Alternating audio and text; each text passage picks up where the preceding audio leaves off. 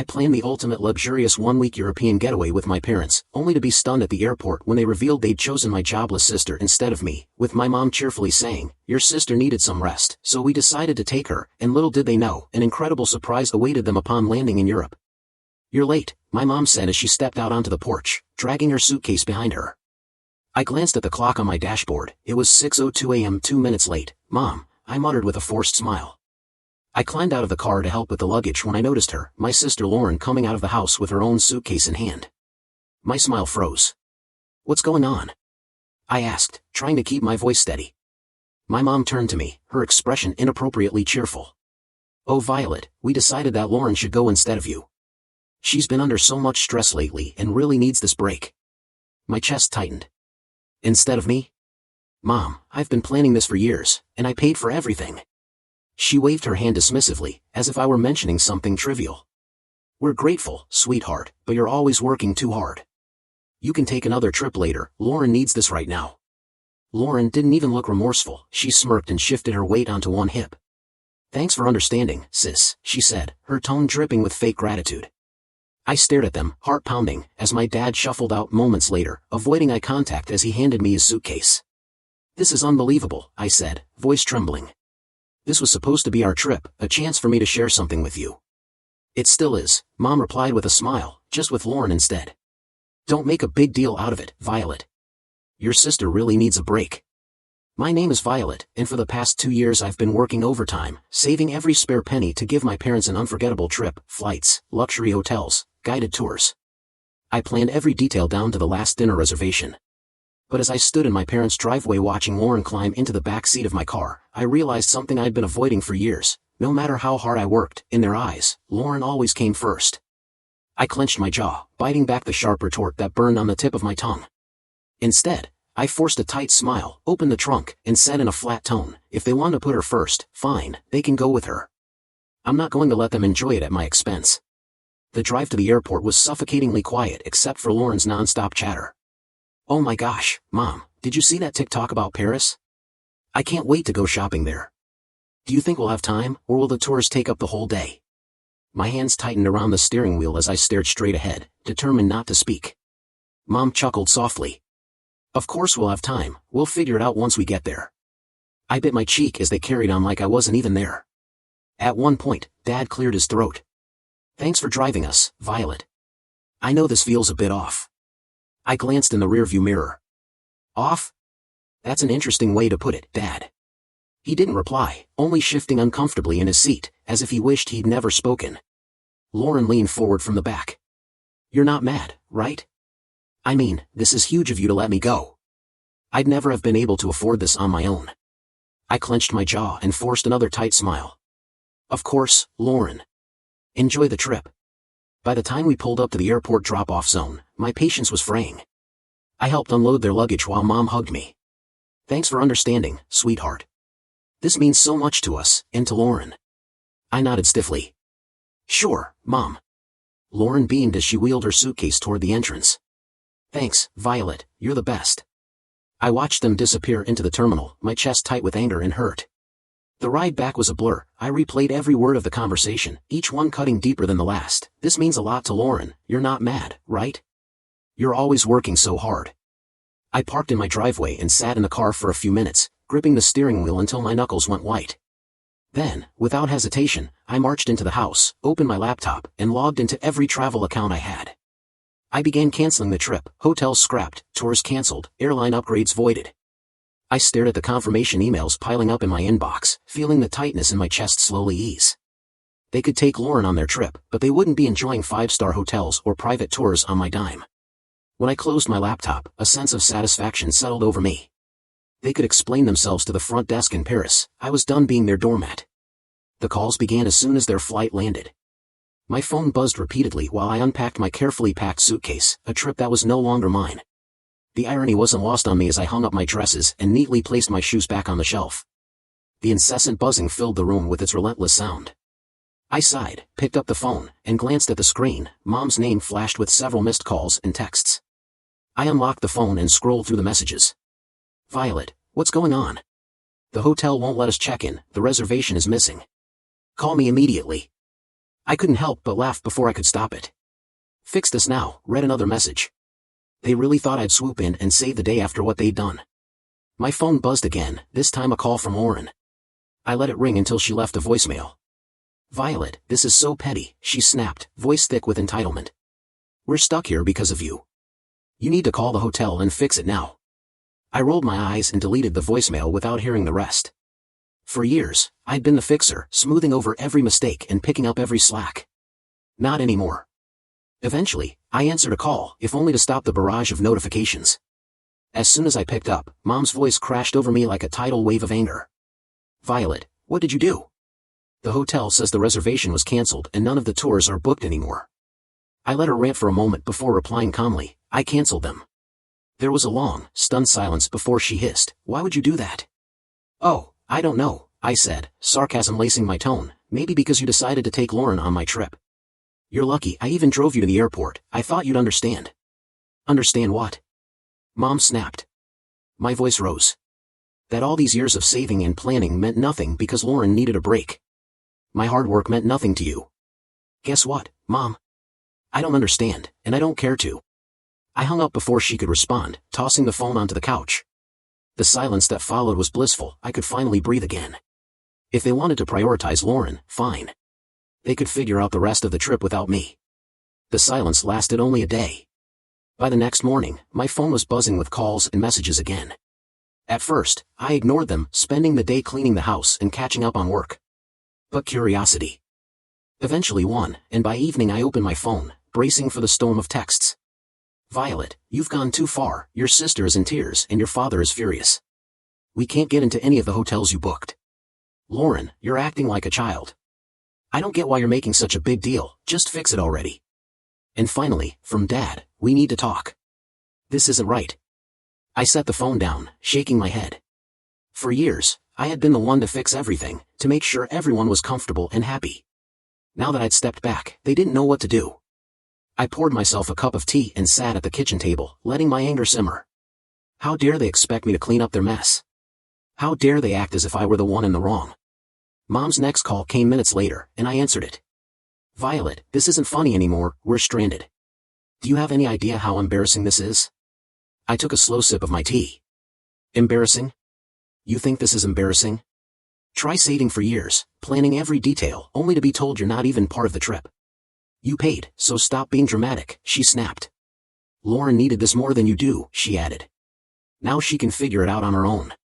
I said firmly, you made your choice, Mom, you wanted to take Lauren instead of me. Fine, but don't expect me to pay for her vacation. Family doesn't work that way, she hissed. I let out a bitter laugh. Funny, I was just thinking the same thing. Lauren's voice drifted in from the background, whining, Mom, just hang up on her. She's being impossible. That was the final straw. Enjoy your trip, I said in an icy tone. Oh wait, you can't, because it's not your trip.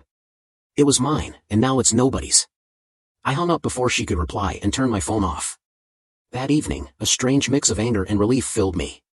I was mad that they'd pushed me into this, but relieved to finally stand up for myself. They could call me dramatic all they wanted, this was the first time I wasn't letting them walk all over me. The next few days were blissfully quiet with my phone off. I finally had the space to think clearly, free from constant guilt trips and accusations. Mornings meant quiet coffee on my back porch, enjoying the calm I'd craved. Afternoons were spent catching up on projects and work, small tasks that reminded me how capable I was when not weighed down by their endless demands. By the third day, though, curiosity won. I turned my phone back on to find over a dozen voicemails. The first few were from Mom, growing increasingly hysterical. Violet, you need to call me right now. This has gone too far. I can't believe you're doing this, you've humiliated us. We're your parents, how could you treat us like this? Then came Lauren's messages, full of that familiar entitled tone. This is so petty, even for you. You're ruining everything. Just fix it, Violet. Finally, Dad's quieter but pointed message, Violet, I don't understand what's happened. Call us so we can work this out. I hesitated before listening to the last voicemail, a long one from Mom. Her voice was quieter this time, tinged with frustration and exhaustion. Violet, she began, we're back at the airport now. The trip is ruined, and I hope you're happy with yourself. Your sister is devastated, and your father and I are deeply disappointed. Disappointed doesn't even begin to cover it. Call us when you're ready to talk. I deleted the voicemails without replying. I wasn't ready to speak to them, and honestly, I didn't know if I ever would be. This wasn't a one-time mistake, it was years of them putting Lauren first and expecting me to smile through it all. As the hours passed, I reflected on every time I'd been overlooked.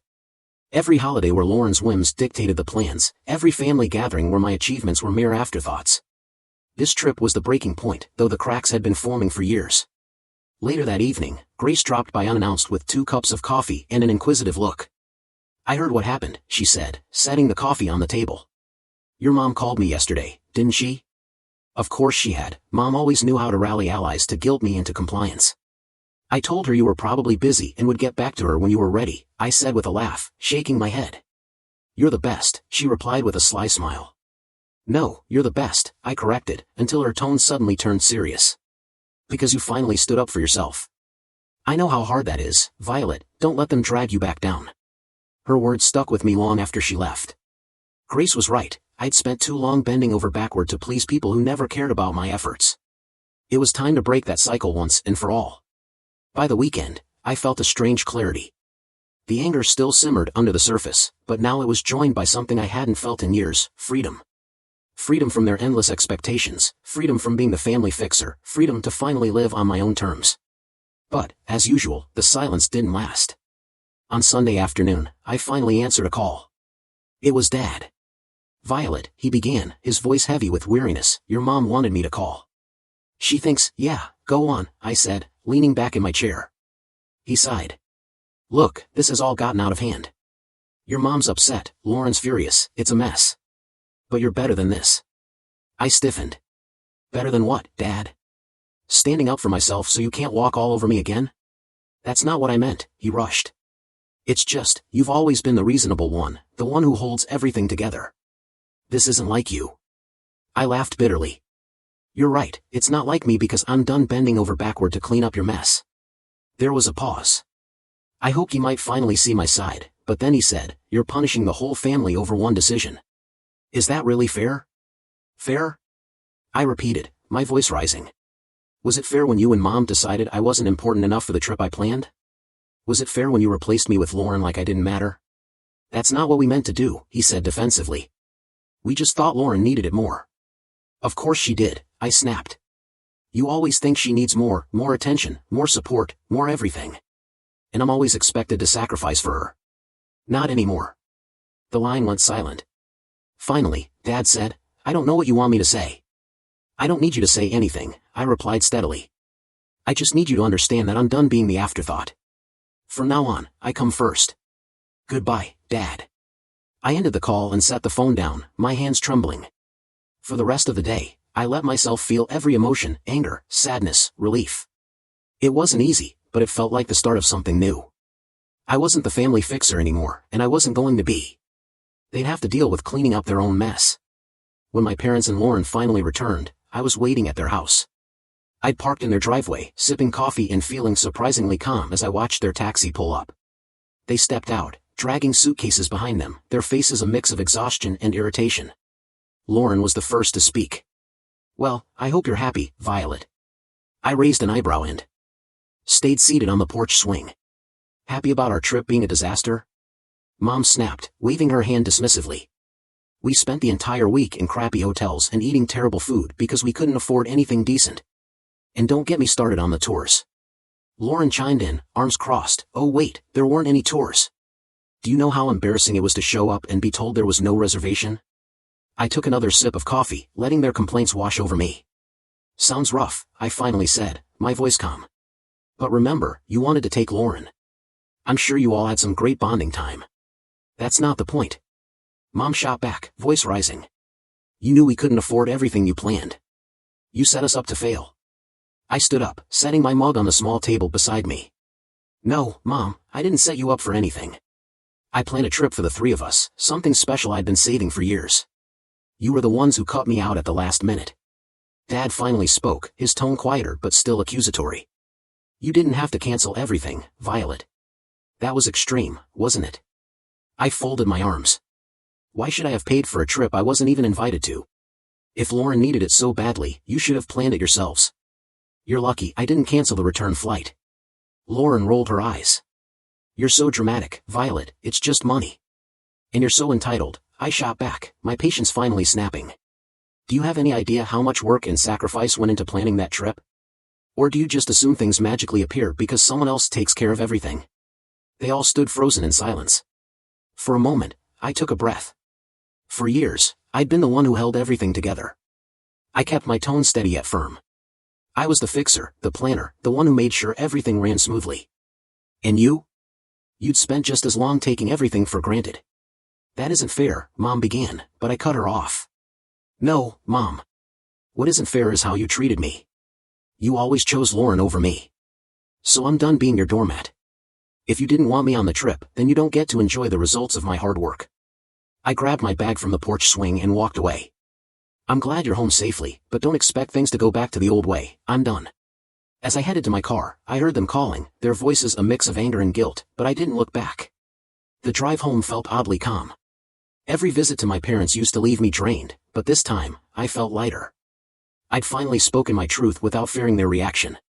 Back home, I made a cup of tea and sat on the couch, replaying the confrontation in my mind. They'd been so sure I'd cave, but seeing their shocked expressions reminded me just how much I'd changed.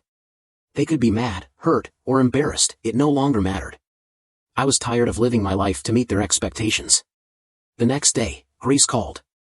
How'd it go? She asked, cutting out all the small talk. I laughed as I leaned against the kitchen counter. Just like you'd imagine, they're furious. Lawrence is pouting, and Mom's probably trying to guilt me into compliance. Grace snorted. Let her try. You've got a backbone now, and I'm here to keep it that way. I grinned, grateful for her constant support. Thanks, Grace. You've really been my rock through this. Anytime, she said softly. So, what's next for you now that you're not playing family fixer? That question had been on my mind since the confrontation. For years, I'd poured all my energy into pleasing my family, chasing their approval. Now that I'd let go of that burden, the possibilities felt endless, and a bit scary. I'm not sure yet, I admitted, but I get to decide my own path. Not them, not anyone else, just me. Sounds like the beginning of something amazing, Grace replied, her voice full of encouragement. Over the next few weeks, I began making small changes that felt huge. I redecorated my living room, swapping out my parents' old furniture for pieces that truly felt mine. I spent weekends exploring local cafes and parks, things I'd always wanted to do but never had time for. I even started journaling, jotting down my thoughts and dreams without worrying about what others might think. Each little step was like reclaiming a piece of myself I hadn't realized was missing. One evening, I sat down with my laptop and opened the spreadsheet I'd used to plan the trip. Canceled reservations glared back at me, but instead of regret, I felt a burst of determination. That money was meant for a once-in-a-lifetime experience, and I wasn't going to let it go to waste. I closed the spreadsheet, opened a new browser tab, and typed solo travel ideas. A few weeks after my parents' return, I booked a solo trip to Italy. It wasn't the itinerary I'd planned for them, and it wasn't about proving anything anymore, it was for me. A chance to celebrate my independence and finally put myself first. The moment I landed in Rome, excitement and nerves surged through me. I'd never traveled alone before, but as I stepped out of the airport into the lively city streets, I knew I'd made the right choice. I spent my days wandering cobblestone alleys, marveling at ancient ruins, and enjoying meals in charming little cafes.